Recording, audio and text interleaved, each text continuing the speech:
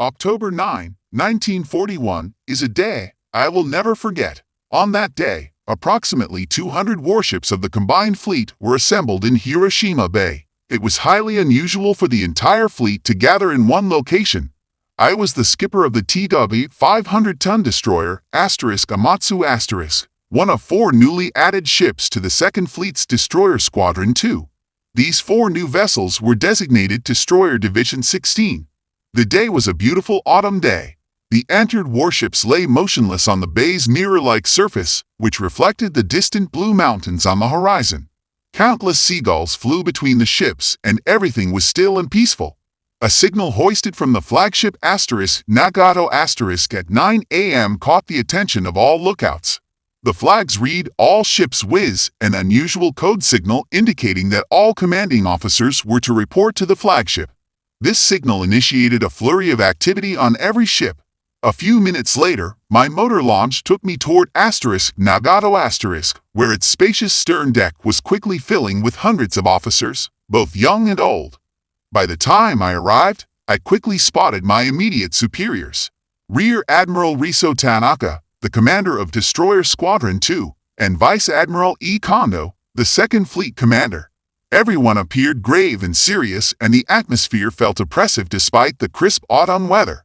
3 bells rang out on Nagato at 9:30 a.m., signaling that all crew members should leave the deck, leaving only ship captains of lieutenant commander rank and above.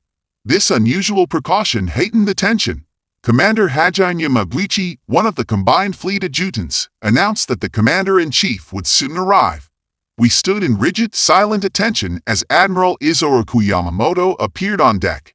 His footsteps were clearly audible in the hushed silence as he made his way to the podium. Admiral Yamamoto returned our salute and began to speak. "It is an immense pleasure to see you all on this occasion. Our combined fleet has completed preparations for war. We will continue our training based on that premise. The current situation suggests that Japan may be forced to take up arms against America, Britain, Australia, and the Netherlands rather than succumb to their blockade. We are undoubtedly facing the most serious crisis in our history. Once the nation decides on war against the Allies, it is the duty of the combined fleet to defend our nation and defeat the enemy. I believe this task is achievable, but only if every one of you exerts your utmost effort. I expect each of you to perform your duty along with me so that we can fulfill our destiny in case of an emergency." Yamamoto's brief words were delivered in a low voice but struck like a thunderbolt. Every officer was stunned, and I felt frozen in my place. Yamamoto clamped his jaws as he stopped speaking, looking around as if trying to meet each person's gaze. He looked more glum than stern as he slowly walked away from the podium. Vice Admiral Meto Mugaki, Yamamoto's chief of staff, then spoke. He analyzed the situation and revealed the shocking results of the Allied embargo. Japan was running short of critical supplies such as petroleum, iron ore, rubber, zinc, tin, nickel, and bauxite. He explained that the High Command concluded Japan would face collapse within a year or 2 if the situation persisted. Thus, the High Command had adopted a strategy of striking back against the Allied stranglehold.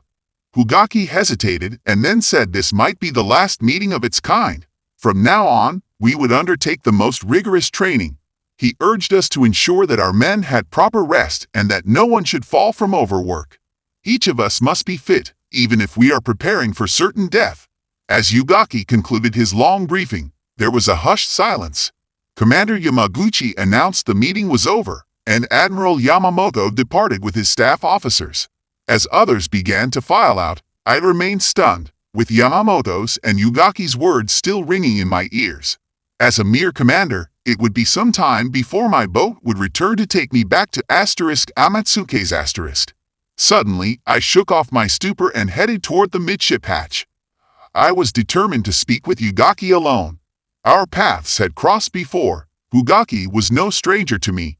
Twice, I had served as an umpire during combined fleet maneuvers, and on one of these occasions, Hugaki had been the chief of the umpire panel. I had had the opportunity to discuss matters with him. As I reached the hatch, a senior admiral emerged, and I hastily saluted. It was my good friend Vice Admiral Chichi Nakamo, then commander of the 1st Air Fleet. He returned the salute and smiled as he spoke my name. As we exchanged greetings, I noticed his broad shoulders drooped forward. His smile seemed more like a frown, which startled me. Nagumo had always appeared to be a robust and hearty man who would usually rush up to an old friend, pat his shoulder, and shout excited greetings. His unusual mood disturbed me as I descended the narrow ladder and reached Admiral Ugaki's cabin. I knocked at the door and entered upon his invitation. Ugaki was seated at his desk, not in a buoyant mood. "Sir, may I speak with you for a few minutes?" I ventured. "Certainly, Hara," he replied. "Be seated." I hesitated, and there was an awkward silence before I spoke again. "Admiral Ugaki, my behavior might seem impertinent, but I am doing this entirely on my own discretion, and hope you understand. I hope you will not view me as someone who challenges or flinches at drastic orders. I know you well, Hara. Don't be shy. Go ahead and say what you wish to say. Had you come to discuss the wisdom of opening a naval war against the Allies?" Ugaki asked. "That's right, sir. I am just a destroyer specialist with a limited perspective, and certainly am not qualified to criticize a strategy devised by the High Command. Excuse my frankness, Admiral Ugaki, but I am skeptical of this strategy.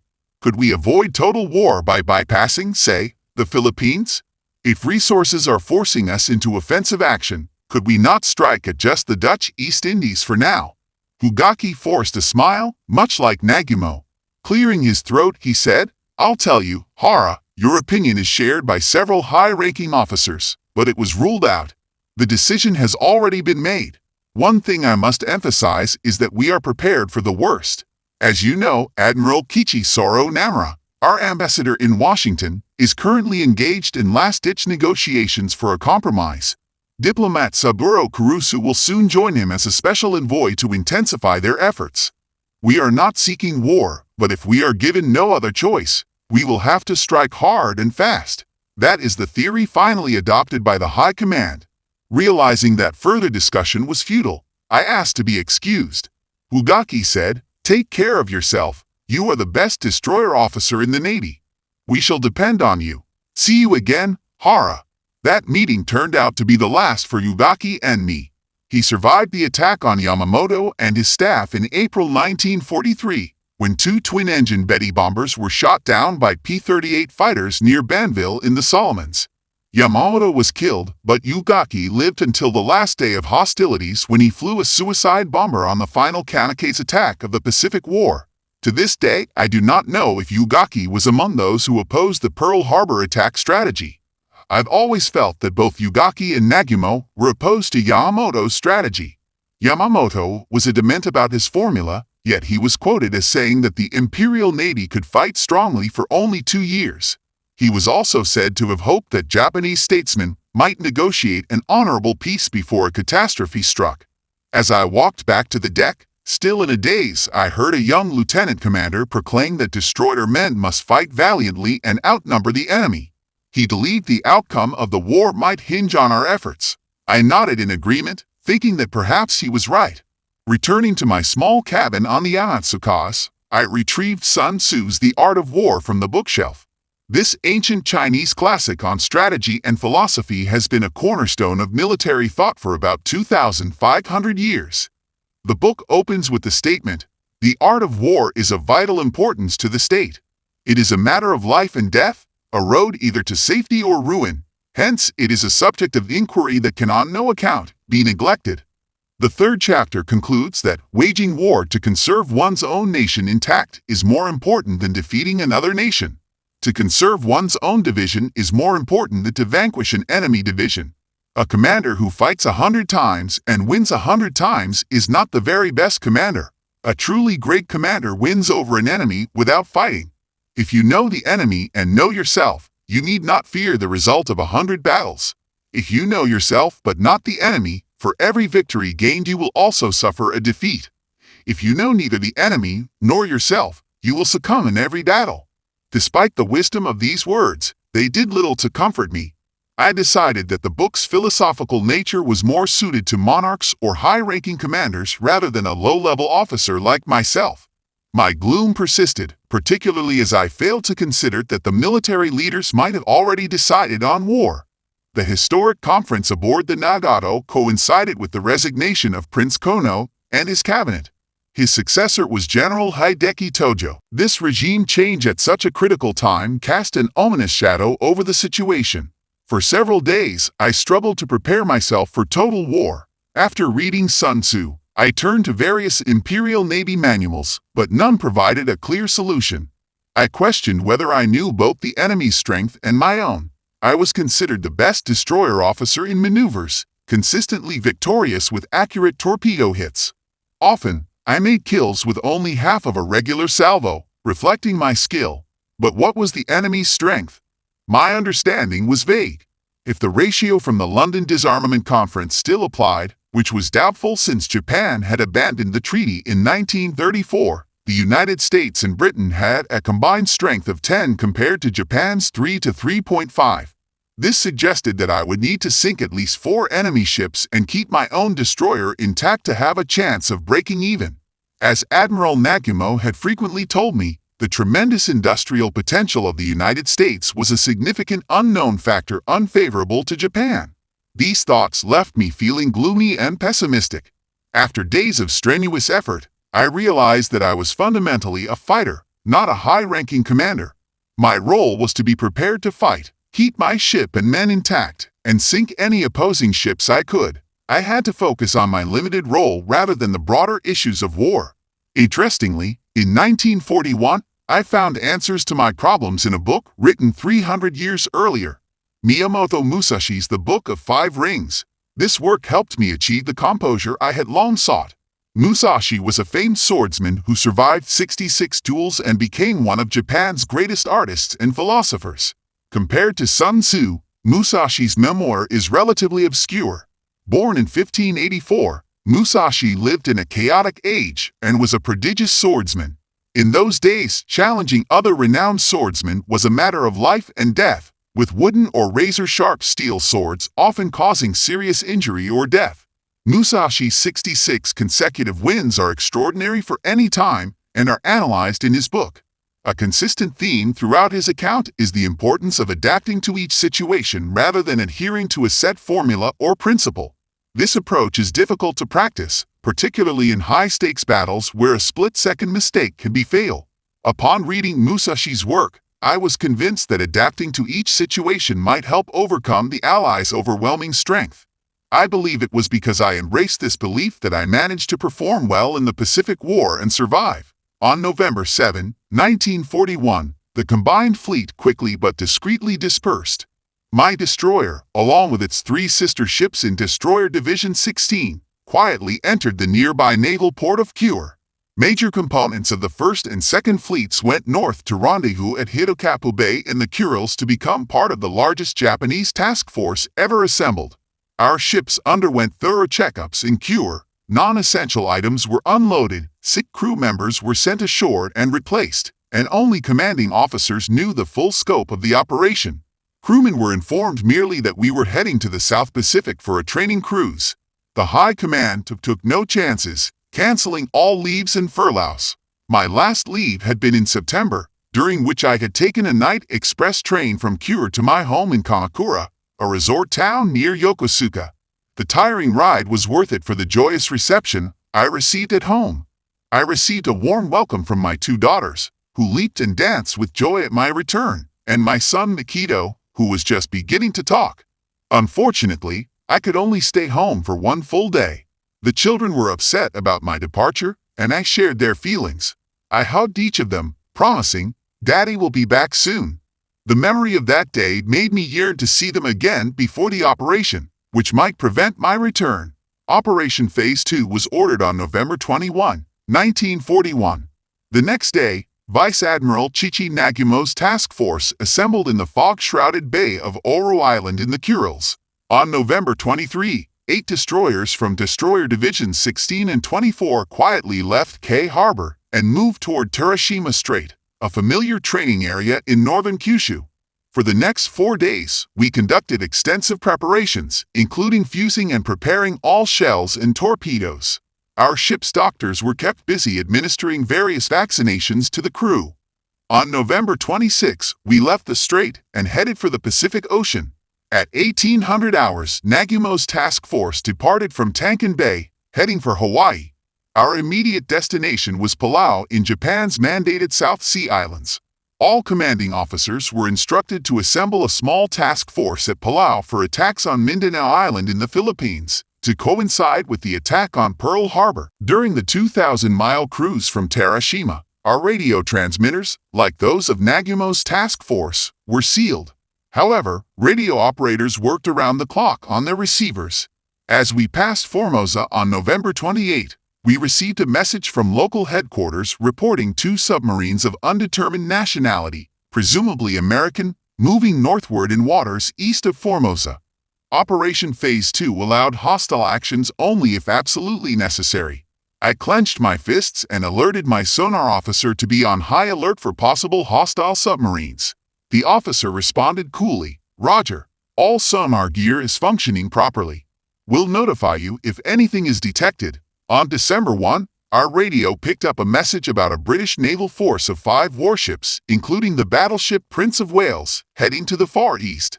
The tension lifted when Palau Island finally emerged on the horizon. We entered its port at 1300 hours that same day. The climate had shifted from winter to summer in just 5 days, and the sight of green coconut trees on the beach was soothing. However, my relaxation was short-lived. The atmosphere in Palau Harbor was tense, with numerous vessels at anchor, including many transports, and soldiers engaged in drills. War seemed imminent. On the bridge, I initially thought of setting rigid watches, but decided it was unnecessary. Instead, I ordered the ship's store opened and directed everyone to take a bath, the first since we had left sea a week earlier. I took a dozen of my ship's officers for a study of the harbor's topography, planning the excursion as a chance for my crew to relax. We leisurely toured the harbor by boat, enjoying a full day and night off. On the evening of December 2, we received a historic radio message from Combined Fleet Headquarters. The message, Nayamat Nor 12,008, literally translated as "Climb Mount Taka," the highest mountain in Formosa, signified the start of war against the Allies. Shortly after, Rear Admiral Riso Tanaka gathered all ship captains for instructions on the upcoming attack. In his briefing, Tanaka repeatedly emphasized that negotiations were still ongoing in Washington, and that we must be prepared to receive a message canceling the operation if negotiations succeeded. If that happens, we will turn around and return to Japan. I spoke up, pointing out that we were only 500 miles east of Davao, a key American naval base in the Philippines, and 700 miles southwest of Guam, another important American naval base. With so many warships assembled, there were likely several American submarines keeping watch against us. I asked what we should do if we encountered unfriendly submarines. Tanaka replied, "From now on, we shall have to sink them, even though Phase 2 authorizes hostile actions only in absolute necessity." With that, the meeting ended, and each commanding officer returned to their ship, maintaining an air of composure. Under the circumstances, it was not difficult to keep a poker face. I was still skeptical about the wisdom of engaging in a war with the Allies, and everything about the plan seemed unreal. I hoped, perhaps wishfully, that the operation might be called off at the last moment. An inner voice reminded me of Sun Tzu's principle that a truly great commander wins without fighting.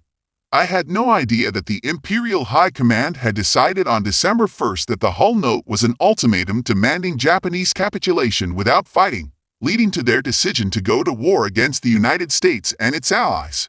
For 3 days from December 3rd to 5th, we conducted rigorous around-the-clock maneuvers in the harbor, a final examination of shipboard conditions. Non-essential items were removed, and on December 6th at 1:30, our 6 destroyers and 1 cruiser steamed out of Palau Harbor. Our mission was to clear the waters of hostile submarines, paving the way for the carrier and 2 heavy cruisers to proceed to Mindanao. Many transports waiting in the harbor were scheduled for various destinations in the Philippines and the Dutch East Indies. We navigated out of the narrow cut in the western part of the harbor and immediately began combing the waters with sonar. There was nothing unusual until around 1600 hours when the sonar officer reported an alert, a submarine bearing 60 degrees to starboard at a distance of 2,500 meters. I turned the ship in the indicated direction and gave orders to prepare depth charges. We signaled our companion ships with flags to indicate we were attacking with depth charges. The sonar officer continued to provide angles and distances as we closed in on the target. I was tense with the excitement of a hunter approaching his quarry, but remained calm, considering the myriad details that needed attention. As we came within striking distance, I realized it was now or never. I almost ordered the ship to boost speed to 21 knots, as depth charges must be dropped after increasing speed to avoid damage from the weapons. At the last moment, however, I decided against the attack and canceled the depth charge action. This decision, one of the most important I made during the war, might be difficult for Western listeners to understand. It might seem like disobedience, but my reasoning was as follows. The 0 hour was set for December 8th, just 2 days away. It wasn't warranted to attack a submarine on the high seas before it had shown any hostility. My concern for peace was significant. Whether my actions might ruin any chance for peace weighed heavily on me. Additionally, I was concerned about the tactical situation. A successful depth charge attack is challenging, especially if the target is expecting it. If the submarine escaped, it would alert every United States warship, complicating future encounters. Knowing from experience that scoring a hit in such conditions was difficult, I decided to call off the attack. Rear Admiral Riso Tanaka, observing from his cruiser, Jinsu, never questioned my unusual behavior that day. Perhaps he understood and shared my concerns. After giving up the chase, I rejoined the other ships. We were soon joined by the carrier Ryujo, 2 heavy cruisers, and 2 more destroyers. The 12-ship task force assembled in a ring formation and proceeded westward at 18 knots, heading out into the open ocean, away from land and other ships. Occasionally, schools of dolphins would appear, but otherwise, there was only sea and sky. At the first opportunity, I gathered my crew on deck to inform them of our destination and mission. Their calm reaction was surprising, indicating they had already sensed the gravity of our orders from the extraordinary preparations we had undergone. As they returned to their posts, I reviewed charts of Davao and its surroundings on the bridge. The ship was quiet, the ocean calm, and as darkness fell, all was peaceful. Our ring formation maintained full blackout precautions. Captain Hara, a radio message. I turned toward Seaman Second Class T. Murata, who had only been on board for a month. The 17-year-old sailor saluted and handed me a message.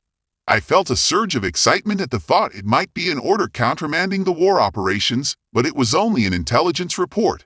1 Bristol-class seaplane tender and 1 destroyer anchored in Davao Harbor at 1800 hours on December 6th. I sighed and resumed my watch on the dark ocean.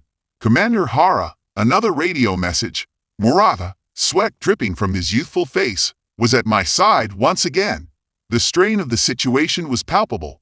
Seaman Second Class T. Murata, just a young lad thrust into the reality of war, seemed to be bearing a heavy burden alongside the experienced men of the ship. The messages we received were routine and suggested no imminent war moves, messages about diplomatic talks and a passenger ship's revised schedule that seemed to imply a peaceful status quo. The day passed with similar monotony, the tension only broken by routine updates. As midnight struck and December 8th arrived, I felt the weight of the moment and the exhaustion of the past 2 days and nights. I dozed off in my chair, leaving Lieutenant Tosh Oyama, my capable chief navigator, in command. The arrival of a blinding rain squall woke me. It was now 3:30 a.m., and I had cursed myself for napping on such an important day. I checked for new messages. None. The squall passed, but I was still drowsy and found it challenging to focus on the impending conflict. At daybreak, 20 light bombers and fighters were launched from the carrier Ryujo. Seeing these planes take off was both stirring and sobering. I stood on the bridge of the Amatsukaz, determined to carry out my orders despite a lack of enthusiasm for the war itself. With Ryujo's planes launched, destroyers Hoshio, Natsuo, Koshio, and Oyashio broke from our ring formation to launch a coordinated attack on American forces in Davao Bay. The remaining 8 ships formed a line, spaced 1,500 meters apart, and waited for the planes to return. Ryujo was the only aircraft carrier involved in the Philippine operation. Initially, it was planned to use her alongside 2 converted carriers for an attack on Luzon. However, due to limited plane capacity, it was decided to strike Luzon with land-based planes from Formosa and use the carriers elsewhere. Consequently, Ryujo moved to Palau, and the slower carriers returned to Japan in a last-minute change of plans. The sun shone intermittently, and there was hardly a breeze. We continued our back-and-forth movements at sea. By 9:30, 19 of the planes returned to Ryujo, though one bomber had to be ditched due to engine trouble. We later learned that the crew was rescued by the destroyer Kuroshio. The attack on Davao was a complete failure. Our planes and destroyers found an empty bay. The 2 American warships reported had vanished before our arrival. There was no air or ground opposition. We only managed to strafe and set fire to 2 American seaplanes that appeared to have been abandoned. It was peculiar that no American planes were seen or launched from Davao or other bases during our operation. The lack of response from American military forces in Davao remains a mystery. Despite the radio reports of our successes at Pearl Harbor and Clark Field, the reality of our situation felt distant. As the operation concluded, we rendezvoused with cruiser Jinsu and destroyers Hatsuka and Mamatsukas near Davao Bay. The volume of radio reports praising our exploits seemed almost surreal. Suddenly, a B-24 bomber appeared at around 30,000 feet and seemed to have spotted our ships. Admiral Tanaka decided to make a deceptive maneuver to avoid detection. We executed a 180 degrees turn, cruised at 18 knots for an hour, then turned 90 degrees and increased to 21 knots before switching 60 degrees again to rejoin Ryujo. The B-24 eventually lost interest and stopped shadowing us. The mysterious B-24 bomber that shadowed our task force remained an enigma.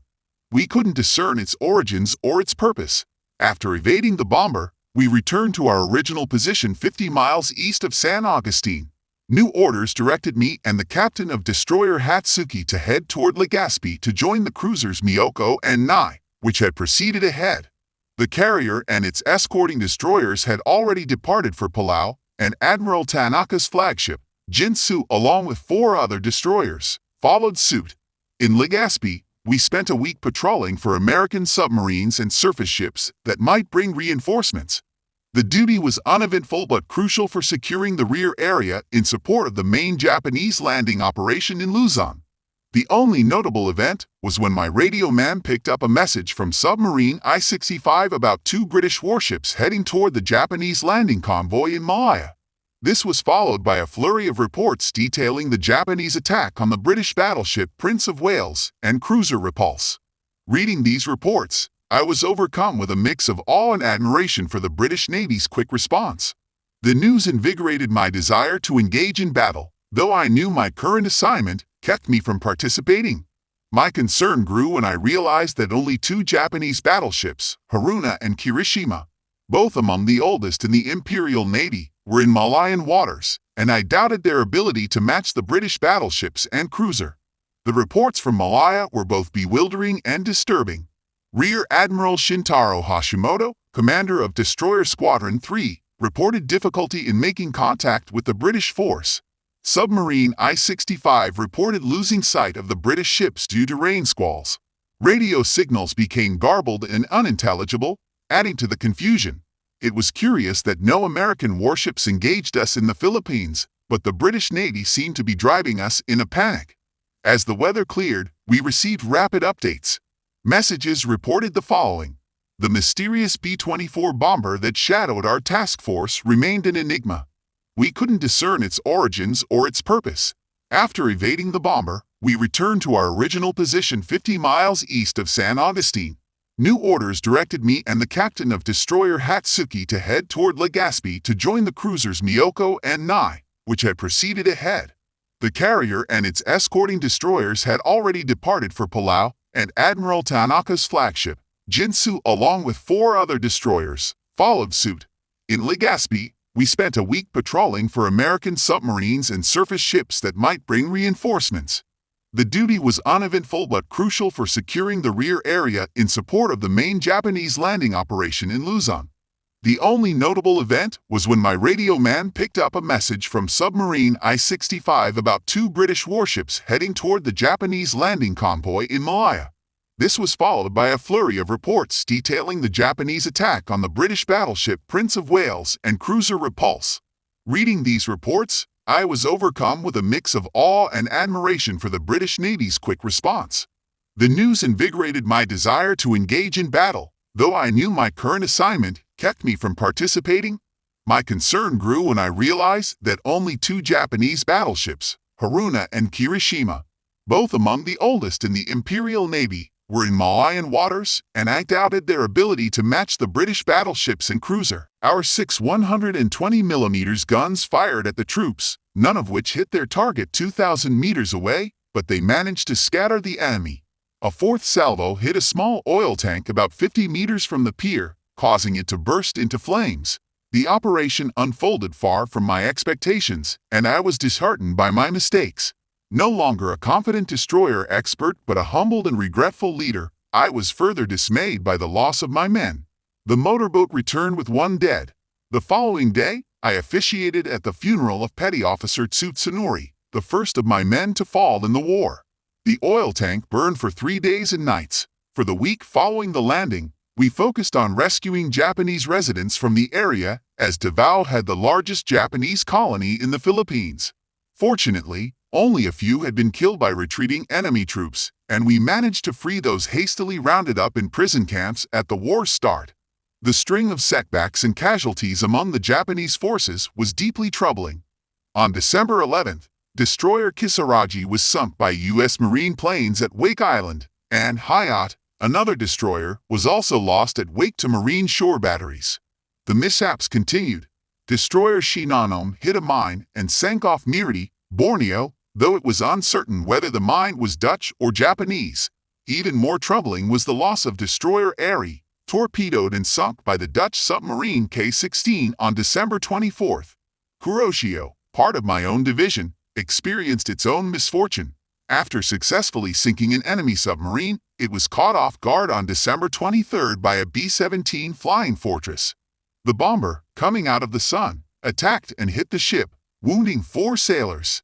These incidents were kept from the public eye, overshadowed by the more celebrated Japanese victories.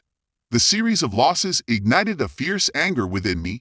War is a series of mistakes, and Japan could not afford them. My frustration transformed me from a wavering skipper into a determined leader. The situation worsened on January 4, 1942, when 14 major Japanese warships, including almost the entire surface force in the area, were moored in the narrow harbor of Malalag on the western coast of Davao Bay. The harbor mouth was closed with an anti-submarine net. As I was eating lunch, lookouts spotted 9 enemy B-17 bombers at 30,000 feet. With the harbor mouth closed, we were helpless. Our guns couldn't reach the plane's altitude, and no Japanese fighter planes were airborne. Despite scrambling to battle stations, the American bombers, newly arrived in Java, didn't carry heavy bomb loads and had poor aim. A single 250-pound bomb hit the No. 2 turret of cruiser Miyoko, killing over 20 and wounding 40 others. The bomb also damaged 5 planes on the nearby plane tender Cheetos, but no Japanese planes could take off in time to engage the raiders. Amatsukaz was so close to the beach that we couldn't maneuver to avoid the bombs. I had never felt as miserable as when I watched the 12,374-ton Miyoko limping out of Davao Bay for repairs. We could not afford such failures. In January 1942, during the invasion of the Netherlands East Indies, I supported the landing operations at Manado and Kendari. The local garrisons offered little resistance, but the poor quality of our air support was troubling. The Japanese Navy lacked sufficient aircraft, and the few available planes were manned by undertrained pilots. They reported non-existent ghost ships, bombed whales mistaken for submarines, and even shot down our transport planes amidst the chaos.